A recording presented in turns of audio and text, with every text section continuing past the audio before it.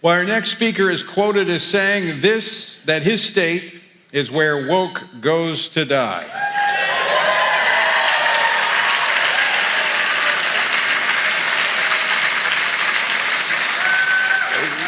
Sounds like you know who I'm talking about. Well, during his time as governor, he has been working tirelessly to recapture education from woke ideologies by standing up to DEI and CRT and returning back to the ABCs. He's setting forth a vision that gives students a foundation so they can think for themselves. What a novel idea. He has signed multiple bills into law protecting women and children in Florida from dangerous transgender policies and ideology. And earlier this year, he signed into law SB 300, which prohibits abortions in the state once a heartbeat is detected.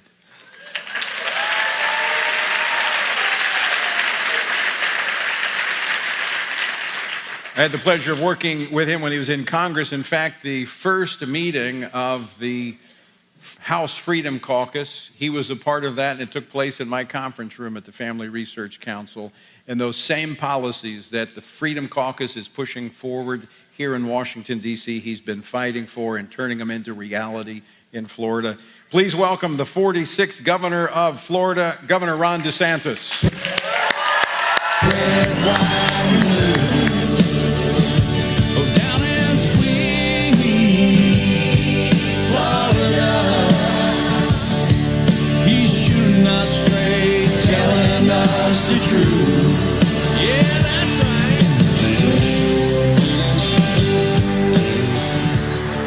Well, thank you, Tony, and greetings from the free state of Florida. I want to thank Tony and the team for everybody at the Family Research Council for all the hard work that they are putting into defending our freedoms. To all the pastors in the room, you are the shepherds of God's flock. I want to thank you for all that you're doing to restore our country to where it deserves to be. As I've traveled across not only just Florida, but across the country, I'm sometimes asked about the role that faith plays in my leadership as governor. And, I can only tell you from me and what it's like being in a high office. I don't know how you could be a leader without having faith in God.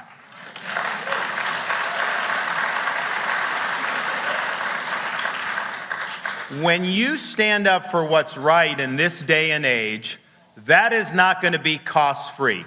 You are going to face blowback, you're going to face attacks, you're going to face smears, and it's the faith in God that gives you the strength to stand firm against the lies, against the deceit, against the opposition. It gives you the foundation to know that all the insults, all the nonsense they throw at you ultimately doesn't matter because you are aiming higher.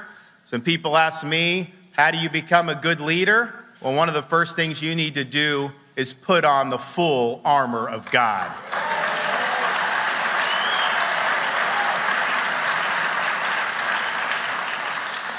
And I can also tell you this about the faith, the role that faith played in my life and my family's life. My wife, Casey, a couple years ago was diagnosed with breast cancer. And at the time, we now have 6, 5, and 3-year-old kids at home, but at the time it was 4, 3, and 1. And you never want to see anything like this happen, but it's certainly something that is even more tragic when you have a mother of very young kids. And so we got the diagnosis. Very difficult. You don't know what's going to happen. There's fear. You look at the kids and wonder whether they're going to have a mother or not. And it was tough for me. It was really tough for my wife. When we went public with the diagnosis, because we felt we had an obligation to do it, we received prayers from people all across the United States. And we were able to witness firsthand the power of prayer as that lifted her spirits and put her on the road to a full and complete recovery. So thank you for what you did to support her.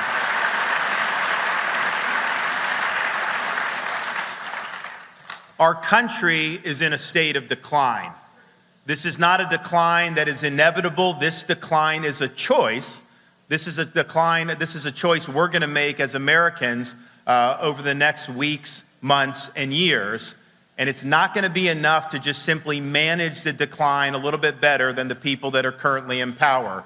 No, we as Americans must step up to the plate and reverse the decline of our country.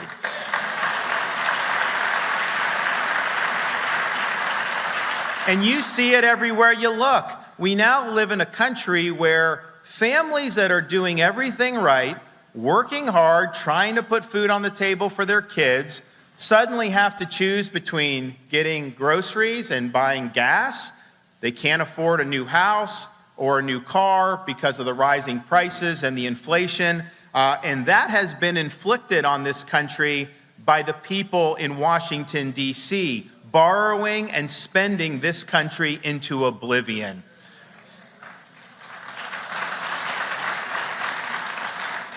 Inflation's robbing families of the American dream. And of course, as they borrow, print, and spend, the elites in Washington can't even control the territorial integrity of our own country. We have an open southern border that is causing millions and millions of people to flood in, allowing fentanyl to infect our cities, and causing the deaths of over 100,000 Americans each and every year. It is humiliating to see, and it is tragic, the consequences.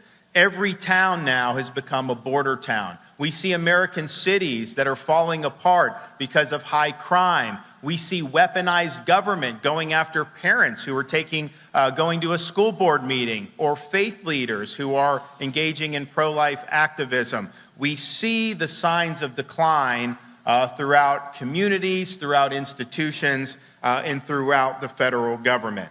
But we also have a deeper issue than just the political issues that we face as Americans, because we do have a spiritual decline in this country.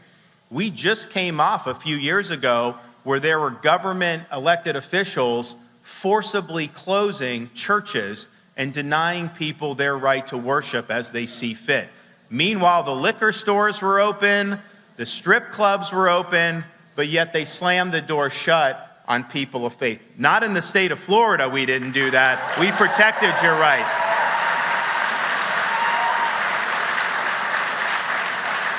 We also see the decline in children's classrooms, in corporate boardrooms, and of course, in the machinations of the people who inhabit the United States Congress. We see the sense of becoming unmoored from our traditions, faith, and even common sense itself. Seems at times that there's nothing sacred anymore, and that the virtues we all celebrated even a short time ago are now being tossed aside. I believe that reviving the spirit of America is essential to helping reverse America's decline. And this revival is going to begin in our religious institutions, our places of work, each of our households, all the institutions that make up the bedrock of society.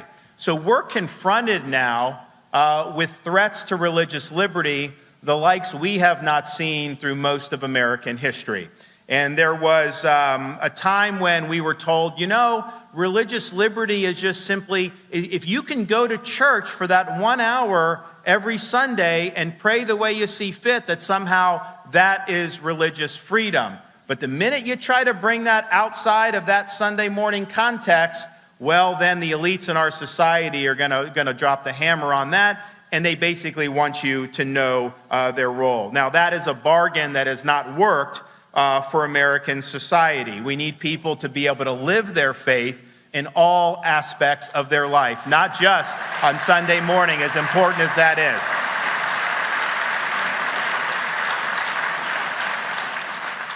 And so faith has been treated as secondary to secular concerns in culture, and attempts have been made to wipe our Judeo-Christian religious symbols from our national heritage and national culture. The left, they talk about saying you can't be involved in religious practice if you're in government because it would represent a, quote, establishment of religion. First of all, that's not true. But second of all, they're the ones that want to establish a religion. They just don't want to establish traditional religions. They want political leftism to be the established religion of this country. And what that means is that everybody else who's practicing their faith, that they want you to only be able to do that up until the point it conflicts with their agenda. That's why you have instances like Coach Kennedy in Washington State. He just wanted to say a prayer at midfield after a high school football game, and he lost his job as a result of doing that. Had to go all the way to the U.S. Supreme Court and fortunately won a 6-3 victory that people hailed. And it was hailed as a victory for religious liberty, but I would submit to you the fact that that even had to go to the U.S. Supreme Court shows us that religious liberty is not flourishing the way it should in our country. We saw the 303 creative case where by 6-3 they said government can't compel speech that violates the business owner's conscience. Those 3 liberal justices that voted against that, they wanted the speech compelled. But here's the problem. If that was conservative speech that was being compelled against a liberal business owner, those 3 liberal justices would have ruled the other way. So how can you justify that? Well, because they view leftism as the defining creed of this country, and they view your right to practice your faith as limited by their ambitions. And that turns the founding of this country on its head. George Washington, our first and greatest president, he, early in his administration, got a letter from a rabbi at the Hebrew congregation in Newport, Rhode Island, thanking President Washington for having a country where they could practice their faith freely. And Washington wrote back, and he remarked something to the effect of how great it was to live in a country where your right to practice your faith is not something that's given to you and simply tolerated by political elites. It is something that is endowed to you by the hand of Almighty God.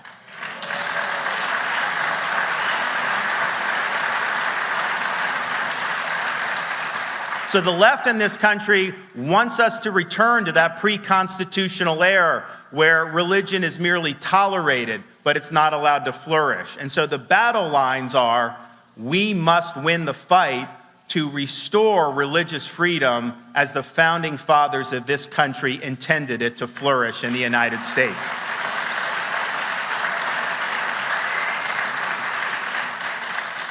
And this is not just academic. We have seen instances in recent years where government targets places once considered safe havens like churches and like religious organizations, whether it's the left trying to force the Orthodox Jewish Yeshiva University to adopt a woke agenda against their will, whether it's secular bureaucrats abusing their power and acting as the arbiters of faith in this country, deciding which organizations are religious enough for them to, quote, deserve protection and which are not, or state governments weaponizing their power against religious expression. This can no longer go on in these United States of America, and we're going to do something about it.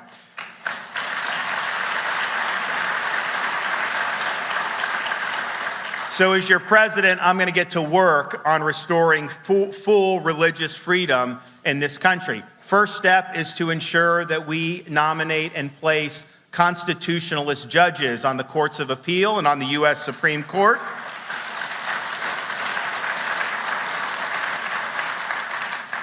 My nominees will reflect the jurisprudence of justices like Clarence Thomas and Samuel Alito Jr., the 2 greatest justices on the court. We will also, in our administration, end once and for all religious discrimination. We are going to tear up all government regulations that force groups to choose between government funding and their faith. Instead, we're going to actively incorporate the faith community into our administration. That's what we've done in Florida. My wife, Casey, launched Hope Florida, where people that need government assistance are able to go to a government bureau, but instead of being dependent on a government check, they get to sign up to a care portal that has all religious institutions, our churches and our synagogues, plugged in and can offer support as is necessary. And you know what's happened in a very short time in the program? They've been able to take 6,200 mostly poor women who are trying to raise children off of government assistance entirely. They are now with the churches and with our community groups. So we will make sure that the faith community has a seat at the table as we work to do the business of this country. We will also do what we've done in Florida. We have universal school choice in the state of Florida, and we need it nationwide.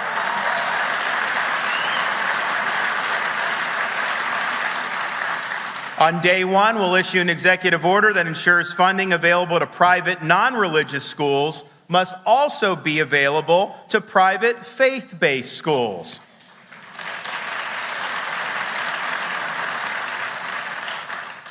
We will stop the federal government from targeting men and women on the basis of their faith. Religious schools should not be pressured to violate the tenets of their faith. There will never be a question about whether a faith-based charity that serves the poor deserves First Amendment protections. We will seek the repeal of the Johnson Amendment, which suppresses the speech of our religious leaders.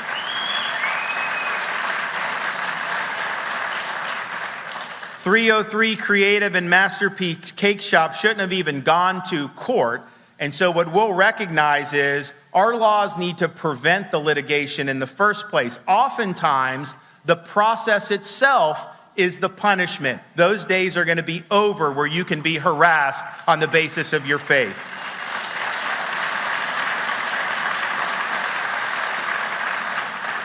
In short, you will be free as believers, as Christians, as Jews, as everybody who's of faith.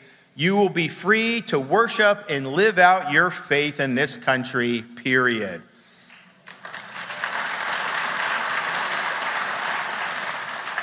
We will also ensure that the Judeo-Christian tradition and values that our nation was founded on are respected and are preserved. We're going to create divisions of conscience and religious freedom in the departments of education, labor, and HHS to protect religious liberty across all agencies of government. Religious expression is a fundamental civil right.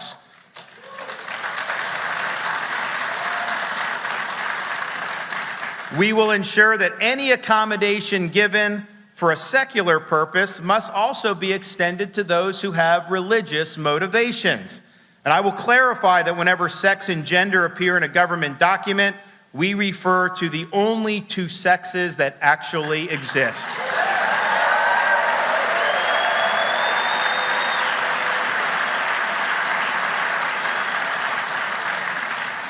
Finally, I will bring something that's long overdue to this town and this government: accountability. Even when God-fearing citizens have won in court, they have been forced to go through the time-consuming and invasive processes. My Department of Justice will investigate and prosecute attacks on faith-based pregnancy crisis centers and pro-life activists, which the Biden administration is currently ignoring, and they're letting this go on. If government suits targeting faith communities are dismissed in court, there will be consequences against those who brought them, and believe me, we will support quickly dismissing these meritless lawsuits. When my administration goes to court, it will be to defend religious freedom, not to attack religious freedom. Now, all this is fine and good, but I think the question is, we've heard a lot of people often promise things and then under-deliver on those promises. That's pretty much almost anyone that runs for office, except for us in the state of Florida. Everything we promised we would do, we delivered on. In fact, we over-delivered on our promises, and Florida has led the way on issue after issue. When the world went mad during COVID, when common sense suddenly became an uncommon virtue, Florida stood strong as a citadel of freedom and a refuge of sanity. We protected our religious institutions when so many states were running roughshod over people's right to practice their faith. In Florida, we have universal school choice, and we have held the teachers' unions accountable for their misconduct.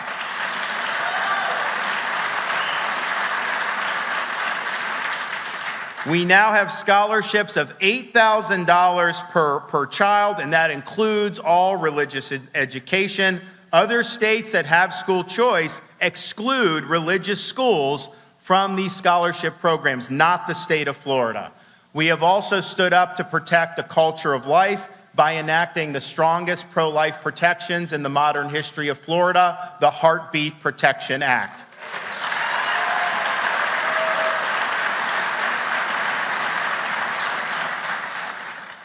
We have stood up, look, I'm a father of a 6-year-old daughter, a 5-year-old son, and a 3-year-old daughter, and they all like to do different things. I want my girls to be able to participate in sports if they want, with honor and integrity and fairness. And to that end, we sign legislation protecting women's athletics from having men and boys injected into the competition.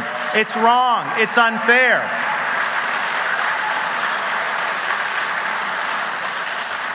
We have stood up against the gruesome practice of giving minors puberty blockers and gender surgeries.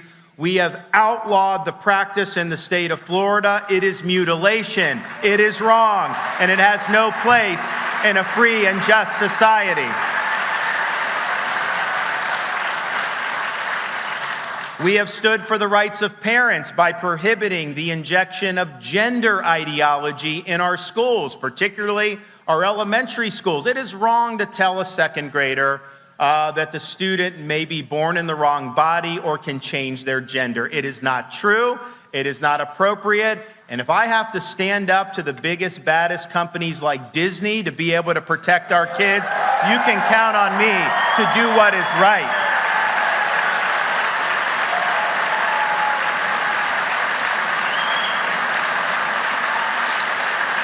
And these Republicans out there who side with woke companies like Disney against the children of the state of Florida are wrong, and we need to make sure that they know that they are wrong. We are not going to let these big companies run roughshod over the education of our children. Not on my watch. We will stand up and do the right thing.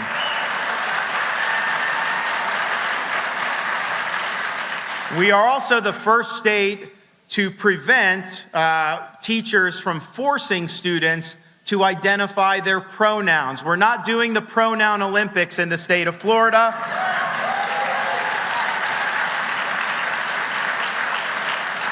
We have ensured that our bathrooms, changing rooms, and locker rooms are safe places for our girls and for our women the way it was always intended to be. And Tony mentioned in the introduction, the woke mind virus represents a war on truth. So in Florida, we have waged a war on woke. Do not tell me that a man can become a woman. Do not tell me that a man can get pregnant and expect me to accept that. I will not, because it is not true, and our society must be rooted in truth. The truth will set you free.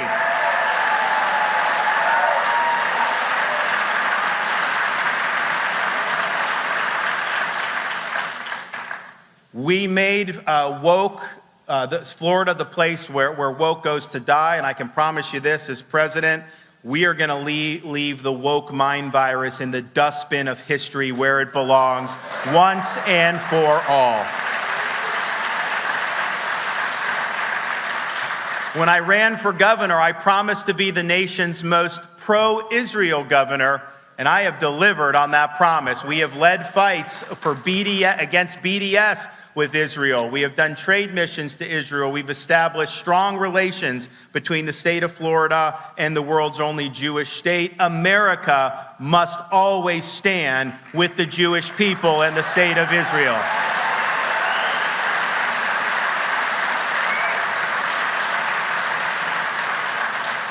I promised that we would appoint constitutionalists to the federal courts like Justice Alito and Justice Thomas.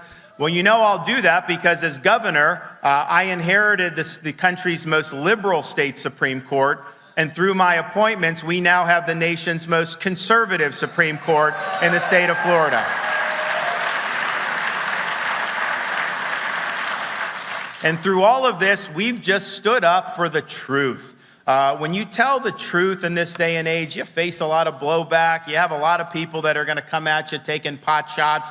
But what we've shown in Florida is that there's a hunger for truth. People see the deceit that's out there. They see lies told by the media and the left. They know that we need to restore sanity to this society once and for all. And so I was able to run for office last year for re-election in a state that had traditionally been viewed as a very competitive state. Usually the elections were decided by 1 point.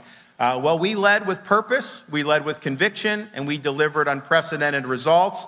And our election return showed that the people responded. We didn't win by 1 point. We didn't win by 32,000 votes. We won by over 1.5 million votes, over almost a 20-point margin.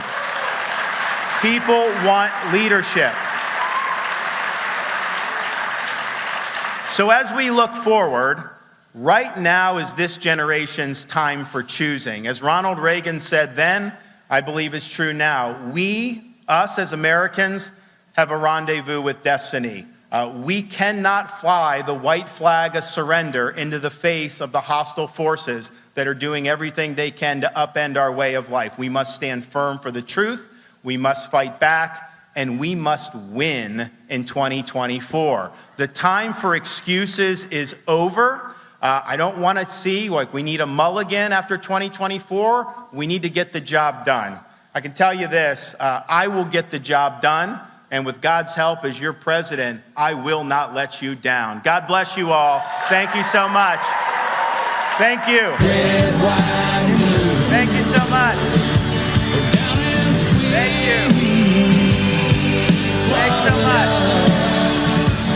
God bless y'all. Keep up